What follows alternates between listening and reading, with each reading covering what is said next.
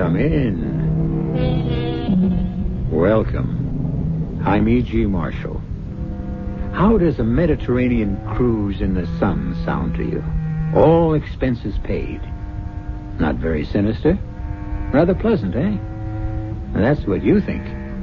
For when this cruise is only half finished, I think you'll be ready to abandon ship and take the next plane home. We're on a cruise with Elvira Graham, one of the world's leading fashion designers. Her escort, Tony Butler, and her daughter, Marjorie. At the moment, our ship has docked in the Libyan coastal town of Derna. Elvira and Tony have gone sightseeing, trying to find a certain shop they heard about from the ship's captain. This is so deserted. There can't be any stores down here. Oh, it's not a very long alley. Let's look. Oh, there's a candle shop. Would that be it? Well, there doesn't seem to be anything else. Elvira, I don't like this. Let's get out of here. There's nothing to be afraid of. It's just too strange. We've gone almost the whole length of the alley, and there's nothing but that candle shop. And that's closed. Oh, Tony, wait. Look up ahead. The alley doesn't end. It makes a turn. Let's go back. Captain Miller said the store didn't really exist, and I believe him. We can at least look. Come on. Tony, look! There it is!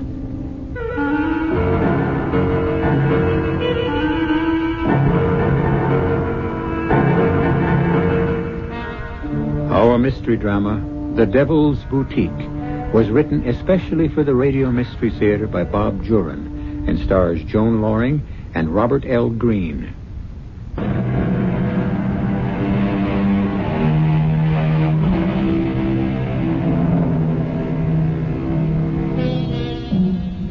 Elvira Graham found the Devil's Boutique, and that was her greatest mistake. She found it on a sunny afternoon in Derna on that Mediterranean cruise. And what happened after that, well, Tony Butler will have to tell us. A year has passed since that fateful afternoon, and at the moment, we're in the office of Lieutenant Morgan, 31st Precinct. Come in, Mr. Butler. Sit down. Thanks. Sergeant McKay says you can identify the body, the lady of the earrings. Yes. Oh, good. We'll go right down to the morgue and... I don't have to see her, Lieutenant. I know who it is. Well, a viewing is absolutely necessary, but we can do it later. Who is she? Elvira Graham. Was she a friend of yours, a relative? A friend. Elvira Graham. We put her age at about 50. If you'd seen her in life, you'd have thought she was 30. But you were close. She was 52. I'd appreciate your giving us a statement, Mr. Butler. Tell us all you can about her. Cause of death was drowning, no marks on the body. We have it down as suicide, but we still can't rule out murder. I'll make a statement, but would you do me a favor? Keep it out of the press. Well, it's already news, Mr. Butler. I know that. It was the item in the paper that brought me in here. Ordinarily, an unidentified body floating in the river isn't that much news, but a nude woman in earrings and fantastic lipstick. That's why I know without the shadow of a doubt it's Elvira Graham. And that's why I wish you could keep what I'm about to tell you out of the papers. Well, I'll do what I can, Mr. Butler, but well, they don't have to know every detail. We'll have to release her identity, though. Yes, I see that. A lot of people are wondering what happened to Elvira Graham. And now they'll know. But the woman suffered enough. Yeah, she won't suffer anymore. No, I guess not. She was admired, hated, adored, despised, envied. You say you're a friend. She has no relatives? Only a daughter. I'm here in her stead. The daughter's name? Marjorie. Marjorie Graham. Well, just relax and tell us all you can about Elvira Graham. I'll ask questions later. Elvira Graham was a fashion designer. At her peak, the best. And she had a knack of making sure that no one, but no one, ever looked better than Elvira Graham. It was almost a year ago, in June. She just had a showing of her fall line, and she, Marjorie and I, were starting off on a cruise to relax. I was her escort of the moment. Roger! Bye! Bye! I said tell Amy. I'll bring her. Can't hear you, Elvira, dear. Just wave. Oh, bye. Bye. Marjorie, give me a streamer, quick. You've thrown them all, Mother. Oh, it doesn't matter. Come along. Let's go back and finish up that champagne. I think you've had enough, Mother. How many times do I have to tell you, Marjorie? I'll be the judge of that.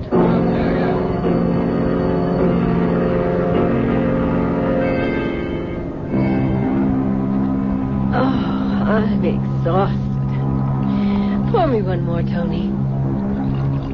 Thank heaven Marjorie's gone to her own cabin. She is so tiresome sometimes. Do you think I've had too much champagne, darling? Be honest. Well, you do want to look your best at the captain's table tonight. Sweet, sweet Tony. You have such a knack. For what, I'm not sure yet, but a knack. You're absolutely right. You drink this. I'm going to take a nap. I think I'll go up on deck for a while. Tony? Do you think that dress Charlotte Remsen was wearing made her look slimmer? Maybe a little taller? Definitely. You designed it that way. Yes. Made her look almost too attractive, I think. Well, I'm not going to think about work anymore. We're here to relax. Kiss me, Tony. And let Elvira get her beauty rest.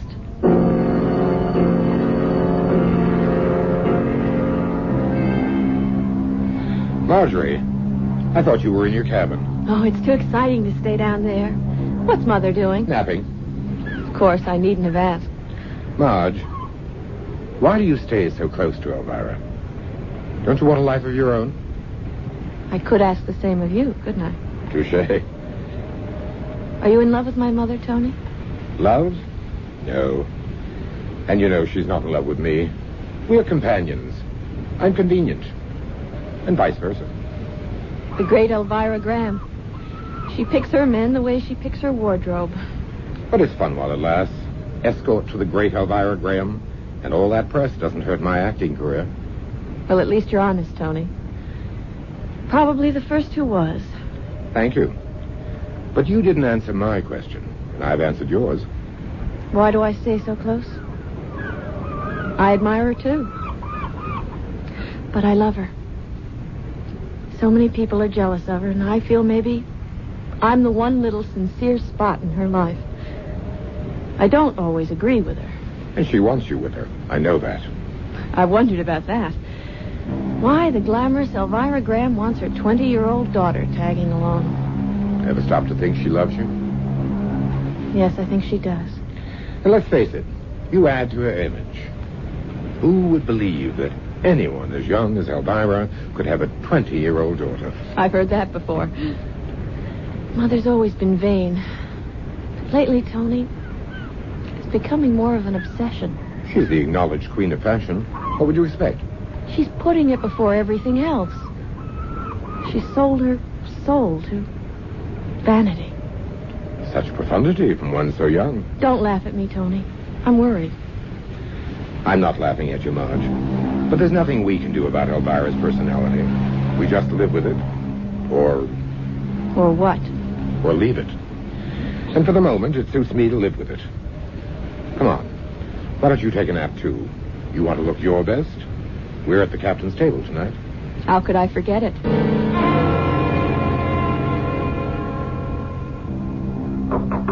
Mother? Come in, dear. I just wondered if you were ready to go up for dinner.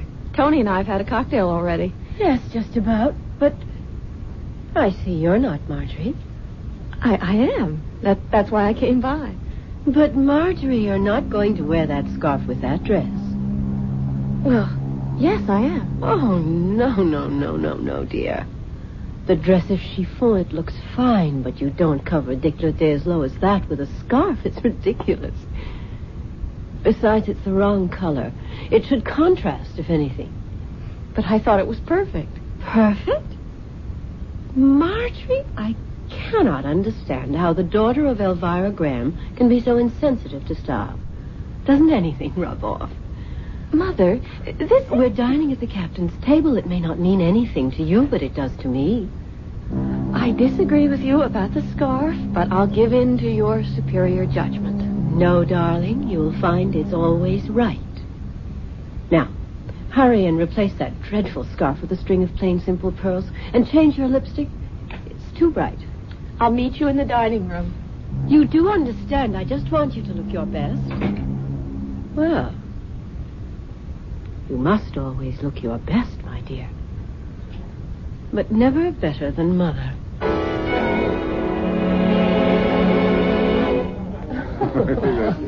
I've never tasted such wine, Captain. A very special vintage, saved for very special guests. Oh, you flatter me, sir. Have some more, Marjorie? Oh, no, thank you. I'm fine. Do, Marjorie. It's bound to improve your disposition. Just a little. There. Mr. Butler? Thanks. This isn't your first cruise, Mrs. Graham? The first with such a charming captain. Now, who's flattering? No, I was quite honored to be asked to your table, Captain. Oh, my pleasure, Mrs. Graham. I've been admiring those pearls, Miss Graham. Are they natural? Yes, and matched. Thank you for noticing, Captain. Stunning. Really? I always thought Marjorie's neck was too thick for pearls. Mother? A light scarf might have been more suitable, perhaps. I bow to your expertise, Mrs. Graham, but I do like the pearls. Thank you, Captain. As a matter of fact, I know a place you'd both be interested in. Have you ever heard of the Devil's Boutique? Devil's Boutique? No. Sounds fascinating. It's a little shop in Derna, on the Libyan coast. I've heard some of my passengers talk about it. If it's unusual, it's for Elvira. Apparently, it is unusual, all right. Actually, they tell me the shop itself has no name, and it's very difficult to find, even with directions. How curious. What do you mean? Well, I've had passengers tell me about the unusual things they've bought in this shop. Clothes, accessories, scented candles, everything. Oh, that sounds charming. But I've had others who claim they've never even been able to find it. That's apparently why it's called the Devil's Boutique. Elvira will find it. When will we be in Derna? In about 9 days. Oh, well, there's lots of cruise to enjoy before then. Yes, our first stop is Cadiz. Then we swing into the Mediterranean. Oh, well, here's to the Mediterranean. And the Devil's Boutique. The next few days were filled with sun, shuffleboard, and swimming. Elvira made sure everyone knew Elvira Graham was aboard. She'd spend a half hour deciding on just the right outfit for the time of day she'd make her appearance. Even the shade of her lipstick changed. One color for morning, another for cocktails.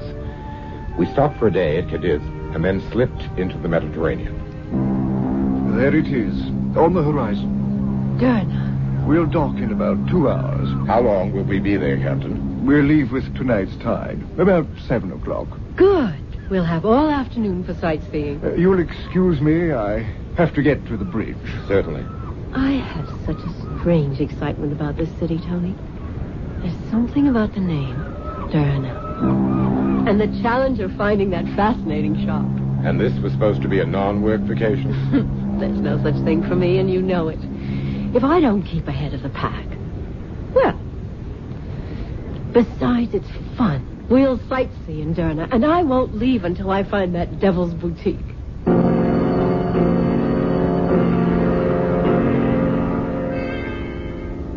I can tell you one thing.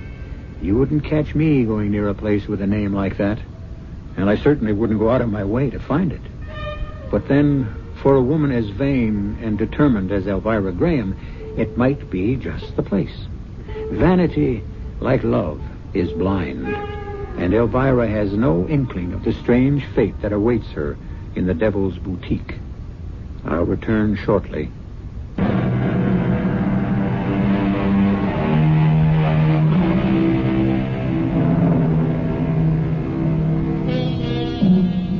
Most women are particular about their appearance, which everyone should be.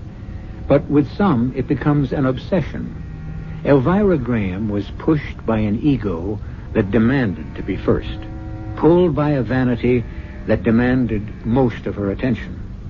and both were responsible for her downfall.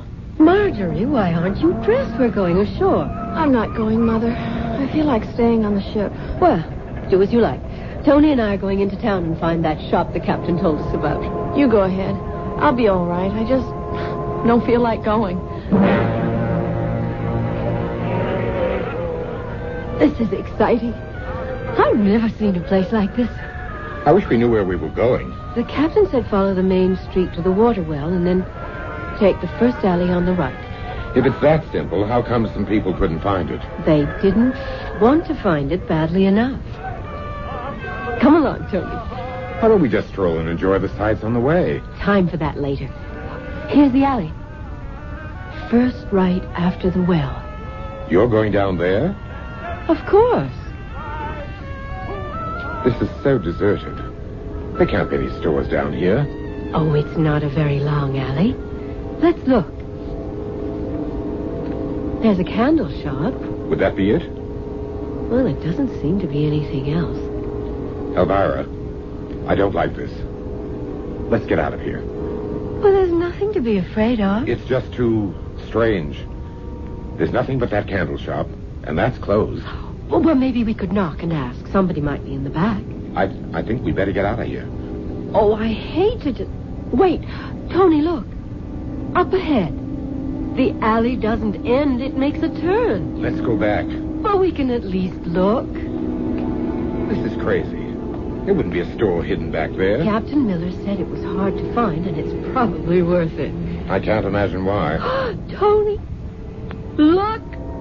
There it is. There it was, just ahead of us. The windows of a quaint boutique, dimly lighted. And in the window, belts, dresses, slacks, scarves, accessories, beads. Elvira literally jumped with joy. Tony, we found it. And it's open. Come on. Oh, look at the things in this window. Tony, that belt. It is different. It's fabulous. I could design a whole suit around that. Let's go in. The captain was right. There's no name on it. There weren't on any of the shops in the main street either. Here it doesn't seem to matter. Fabulous. Just fabulous. Doesn't seem to be anyone around. I just want to browse anyway. Look at this jacket. There's not a seam in it. How do you suppose... Madame likes the jacket? Oh, yes. It is stunning. One of my favorite creations. You're certainly original. I've never seen styles even resembling these before. And no, I'm not copied. Everything here is quite original. Mrs. Graham is a designer herself. She knows how to judge quality. Ah, yes, Elvira Graham. I am honored. You know me. Anyone remotely concerned with fashion knows Elvira Graham. Oh. Is that not so? Well, yes, but I never thought here. You didn't think that in such a humbled, out-of-the-way shop, one would have heard of you? Well, frankly, no. I keep up with things, huh? And you are... My name is Arch. You don't mind if I look around? That is what my shop is here for, Mrs. Graham. If I can be of service, just call me. I will be in the back. Mm. Oh, I stumbled onto a gold mine. What do you mean? Why, these styles. The man is a genius. But how many people know about him? No one who matters. So? None of this stuff has hit the market yet, and I'm going to introduce it. You can't take it all back with you, dear. Yes, I can. In my sketchbook. Tony, darling, you're looking at Elvira Graham's newest collection. You're going to pass the stuff off as your own? Of course. Who's going to know the difference? You have found something to your liking? Everything. It's impossible to choose. I'd like to bring my daughter back to see your place. I would be honored. We're sailing on the Lady Madison. I'm going back to the ship and get her. You'll be open all afternoon? Certainly. Come, Tony. I can't wait to see Marjorie's reaction to this place. Why all the fuss about Marjorie? I want Marjorie to come back with us so the two of you can distract him while I copy. You think he's not going to notice you in your sketchbook? Not if you and Marjorie help. She'll know how to keep him busy.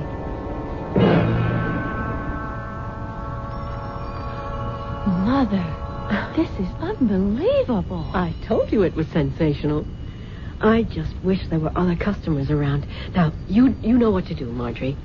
Yes. I don't really approve. But I'll do it. What'll I do? You stay with me, Tony. You can cover me. Mrs. Graham, you did return. Yes. This is my daughter, Marjorie. I am charmed, Miss Graham. How do you do? This is Mr. Arch, the fabulous designer.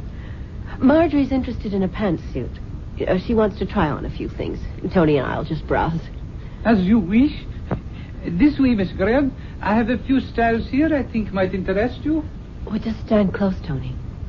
We'll pretend we're looking closely at these things, and I'll get my sketches. Well, Marjorie, did you find something you liked? I'm taking this blouse. I decided against a suit. Oh, it's very attractive. Well, we must be on our way. We're sailing this evening. Mrs. Graham, did you get all the sketches you need? I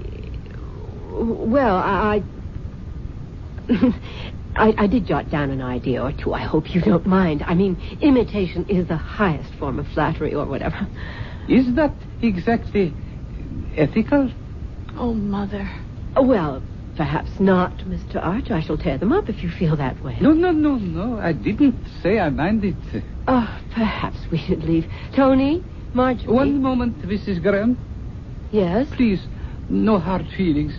I should not have mentioned the subject. After all, I am flattered by your very presence. The great Elvira Graham in my humble shop, huh?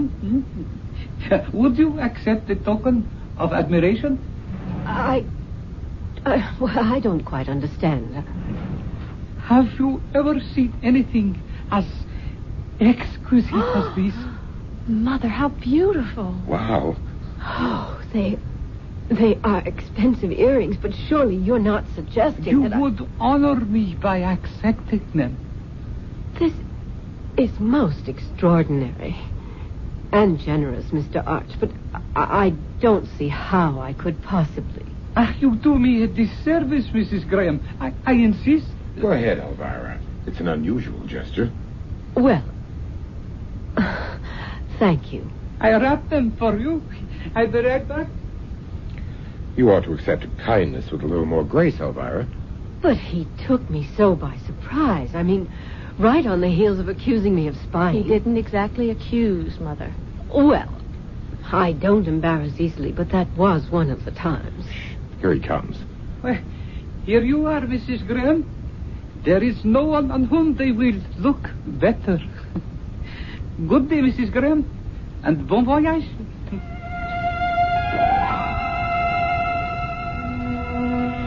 It was late afternoon when we got back to the ship. Marjorie went to her stateroom to dress for dinner. And Elvira stored her sketches in a secret compartment of her trunk. I'm not taking any chances with those, Tony. They are priceless. Speaking of priceless, let's see the earrings. Oh, yes. Here they are, in my purse. I'm so taken up with the sketches, I'd almost forgotten them. I still don't understand his generosity. Oh, but they are beautiful. Well, what's this? Anything wrong? Packed with the earrings. It's a lipstick. So? Oh, nothing, really. He just didn't mention it. Let's see the earrings. They are extraordinary, aren't they? They seem even more brilliant than they did in the shop. Why don't you wear them at dinner tonight? I intend to. Curious about the lipstick, though. I wonder why he didn't mention it. Almost ready, Elvira. It's 8 o'clock. We'll be out in a minute. Is Marjorie there yet? She just arrived. I won't be long. She wants us to get the full effect all at once. The earrings. She's wearing them at dinner tonight? And the lipstick. The lipstick? The shopkeeper at that boutique slipped in a lipstick with the earrings. It seems to match the color of the stones. Well? Elvira. Oh, Mother. They're breathtaking. They are striking, Elvira. The lipstick is perfect, isn't it? It lights up your whole face. It's almost uncanny. I've never seen you quite so radiant, darling. Watch out, you two. You'll turn my head. That has been done by experts. Oh, you're dreadful, Tony. Come on. Let's go to dinner.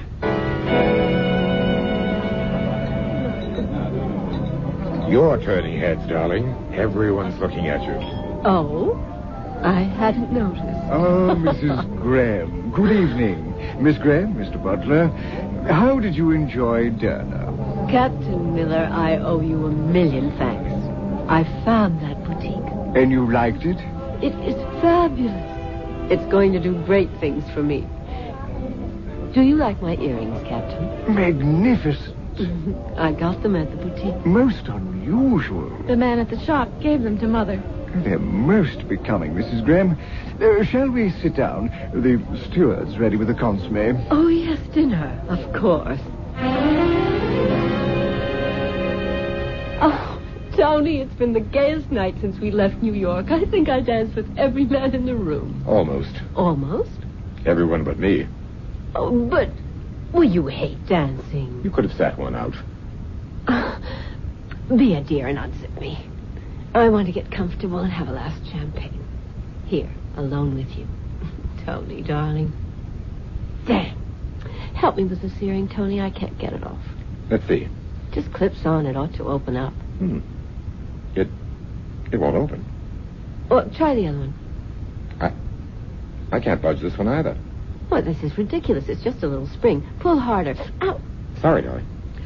Well, never mind. I'll get them off in the morning. I'm too tired to care. I'm going to bed. Don't wake me tomorrow, Tony. I feel as though I could sleep for a week.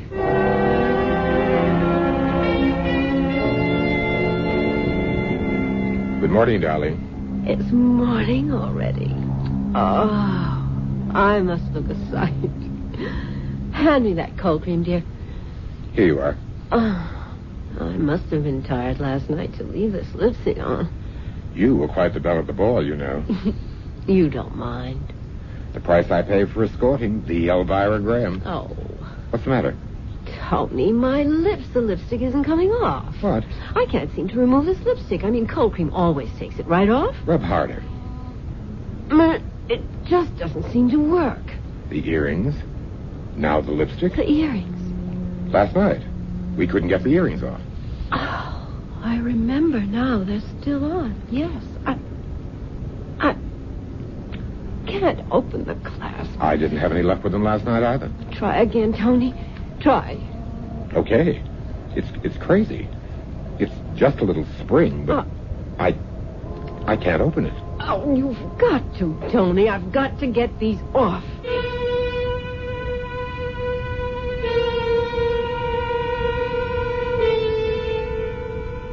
I told you I wouldn't go near a place with a name like the Devil's Boutique. You never know what you're in for.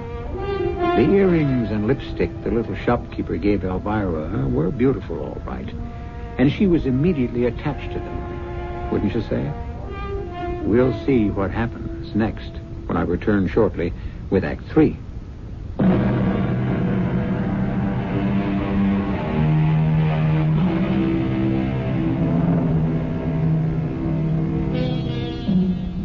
Let's return now to the stateroom where Elvira Graham can't seem to remove her lipstick or her earrings. 2 items she was given by the proprietor of that quaint little shop in Derna. You know, the one with that odd name. I've got to get them off, Tony. I can't be seen in the morning wearing these. Or the lipstick either. It's just not done. Relax, Elvira. We'll get them off. Just sit still while I... Oh, there's no use trying that again. Maybe you could get some kind of tool, something to pry them loose. Where? Well, ask the captain. Oh, no, wait, don't. He'd think it's odd. No different from what I'm thinking. Mother, Tony, going up for breakfast? Mother, you're still wearing the earrings. Yes. Well, do you think they're quite the thing for morning? Well, of course not. But I'm having a little trouble getting them off. Want me to try? Well, you might as well. Tony and I haven't had any luck. Tony, maybe we ought to try and get a tool. Don't ask the captain. Try the purser or someone. Oh, I've never seen a clasp Oh, tight. That's not the half of it. What do you mean? I can't get the lipstick off either. We tried everything. Cold cream and even alcohol on the lipstick. Wire cutters we got from the engine room on the earrings. But nothing would take away the color from Elvira's lips or those dazzling earrings from her ears. The metal clasps seemed impervious to the shears. Evening finally came, and Elvira decided she could put in an appearance for dinner. The lipstick and the earrings were appropriate after 6. Relax, darling. You're still the center of all eyes. Oh, Mrs. Graham, you're wearing those becoming earrings from the shop in Derna. They're quite extraordinary. They are indeed. We're having a piano recital tonight after dinner. I hope you're all planning to join us. We wouldn't miss it. In the lounge at 9. We never made the recital. On the way from the dining room, something happened that set Elvira off. Mother, what is it? Stupid little trap. Calm down, Elvira. Didn't either of you hear that woman as we were leaving dinner? No. You didn't. You didn't hear her say how gauche those earrings again. Do you? No, to our whole table. I wish I'd slapped her face. Well, I can't leave the stateroom again, not until I find some way of getting these hateful things off. Maybe the man in the shop who gave them to you can help. Go all the way back to Derna. There's got to be an easier way. Well, you haven't come up with it. Maybe Marjorie has an idea. I'm going back to Derna. We'll fly from the next port at which we stop. Elvira, be reasonable. We can't... Reasonable? There's no reason to this whole mad thing. Marjorie, you go on with the cruise. Tony and I will go back to Derna and then meet you in New York. Oh, no, I'm staying with you. Oh, do as you like. I'm too upset to argue. Tony, see the purser or the captain or someone and see what arrangements we can make.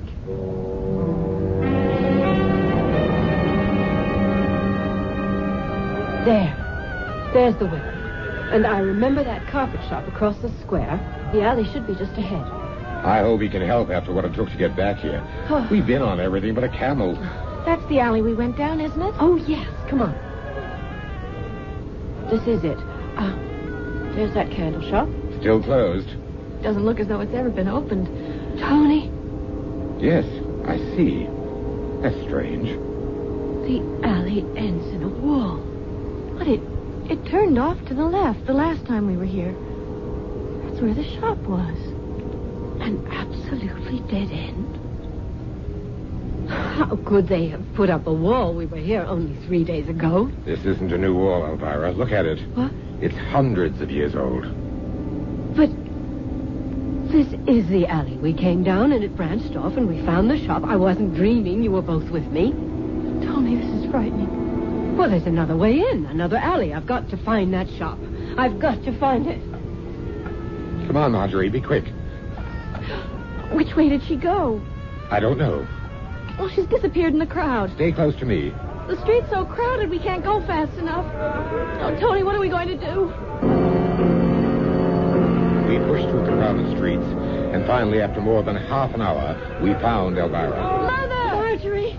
Tony, thank heavens I didn't know where to look for you. Elvira, get a hold of yourself. I've asked everyone I could find who spoke any English at all. No one, absolutely no one, ever heard of the shop. The only thing left to do was to go back to New York. We returned home, and Elvira went into hiding. Of course, everyone assumed we were still on the cruise, so no one called. But Elvira was getting more desperate. A plastic surgeon's my only hope. A friend of mine had some work done about a year ago. I could find out the name of his man. Oh, do it, Tony. Do it today. Now, Mrs. Graham, Mr. Butler, come in. Thank you, Doctor. You're a friend of Charlie Poole's. Yes, we'd done some shows together. Well, now, how can I help you, Mrs. Graham? This lipstick I'm wearing, Yes? I can't get it off. Nothing works, so don't ask me how many things I've tried. I wouldn't be here if anything had helped. Oh, well, let me see.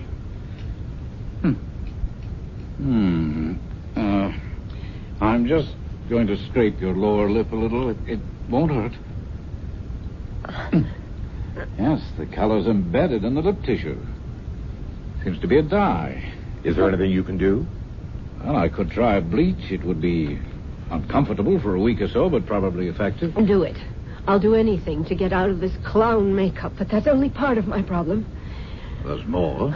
Take my bandana, Tony. Those earrings, Doctor. They won't come off either. They're clasped completely around my earlobe.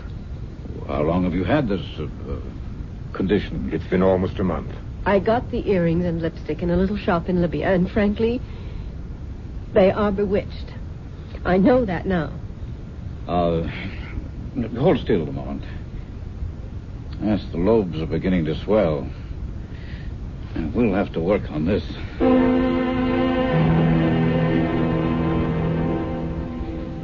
Well, I'm sorry, Mrs. Graham.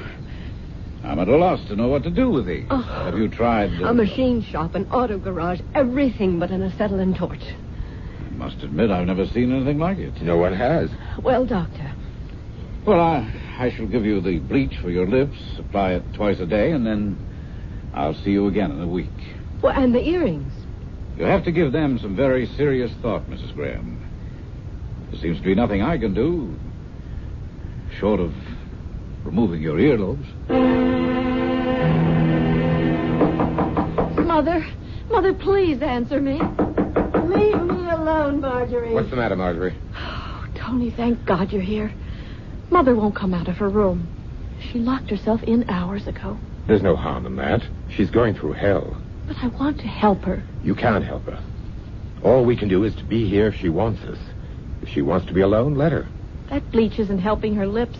It just makes it harder for her to talk. They're as bright as ever. This morning she came out for breakfast. Tony, I nearly fainted. I know. She's not a pretty sight. Her face is so white and lined. Those colors just scream at you. I thought I heard you, Tony. Where have you been? Down at the docks. The ship came in this morning. I went to claim our trunks. Oh, of course, the luggage we left on board when we flew back. I've never given it a thought. Was everything there? Everything. And everyone. Everyone? A welcome home party. Oh, no. About 20. Oh. They assumed we were still on the cruise. Oh, Lord, Tony. What did you tell them? That you and Marjorie stayed on in Nice. Oh, that's good. Good thinking, Tony. No one will be calling up here. Oh, here are the trunks. Just put them anywhere for now. There's the one I'm interested in. Here you are. And this is for you. Oh, yes, I'd almost forgotten. What are you doing, Mother? My sketches. I may be in hibernation, but Elvira Graham isn't through yet. I'll fix that demon. Oh, yes, here they are. What is it, Elvira? Oh. Oh, no. No. Mother? What the... No wonder. Tony, they're blank. Absolutely blank.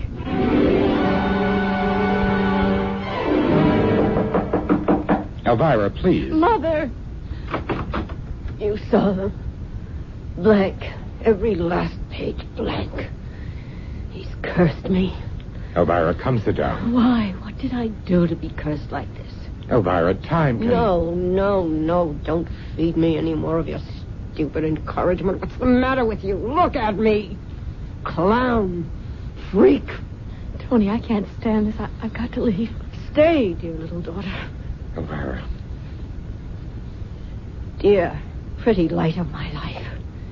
Your beauty won't change, your freshness. But just look at your glamorous mother. Look, damn you. I've been damned. For what? Why? Is the answer to that in heaven? In hell? Ah, yes, hell, where that demon came from. That demon who gave me this beauty.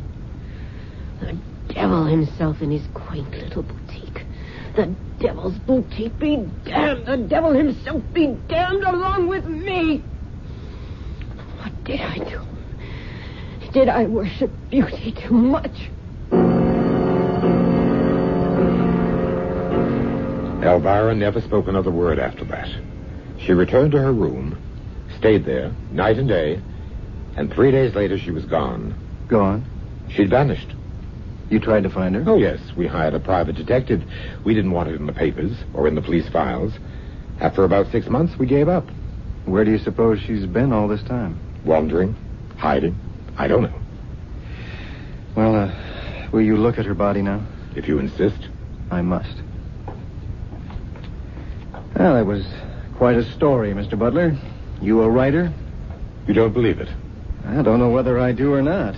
It's too fantastic to be true. Then again, it's too fantastic to be made up. Well, here we are. Oh, there she... Oh, no. What the devil? The earrings are gone. And the lipstick. Now, do you believe me? Dear Elvira, you were beautiful, determined, and the world's best designer. You were on your way to becoming the greatest. But be reasonable, Elvira, and look at it this way. There wasn't room for the two of us.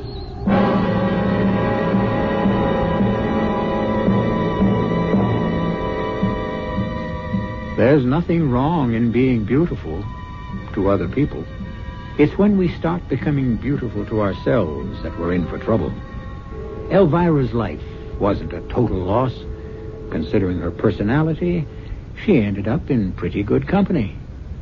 I'll be back shortly.